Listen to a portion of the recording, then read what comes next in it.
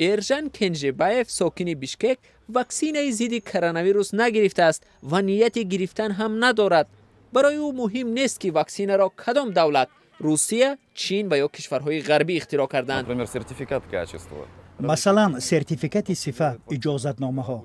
کسی که این واکسن را آفرید تا کجا استای این کارن نمیخواهم. چرا ما نقاب را میخریم اما واکسن بی پول است؟ این سوال هم هست. این گمان او بعد آنه که علیم قادر بیشینالیف وزیر تندرستی قرقیزستان گفت احتمال واکسن شخص را به زور یاد کند تقویت یافت. این یگان معنا ندارد. خیلی خوب میفهمم که واکسن انسان را از کرونا ویروس حمایت میکند و یا برای سبک پس سر کردن آن یاری میدهد. خب چی در کار است این واکسن؟ وزیر تندرستی واکسن گرفت، باز هم بیمار شد و به گیاه اکانیت خود را تبابت کرد. باز گفتند که واکسن شخص را میتواند بیزوریات کند. این چندان عاقلانه نیست.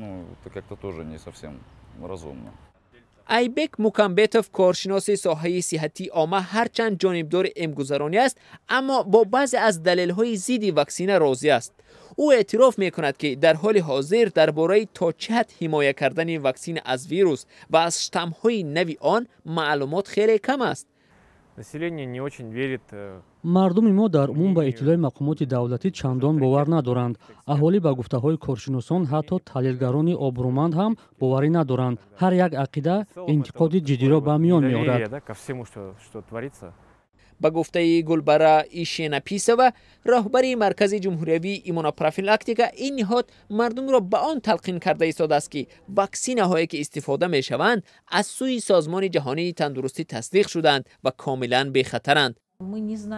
ما کوشش داریم وابسته به هر یک اخبار دروغ معلومات صحیح و دقیق پیشنهاد کنیم. ما نمیدانیم که این همین معلومات را پهن میکند و در کجا قرار دارد.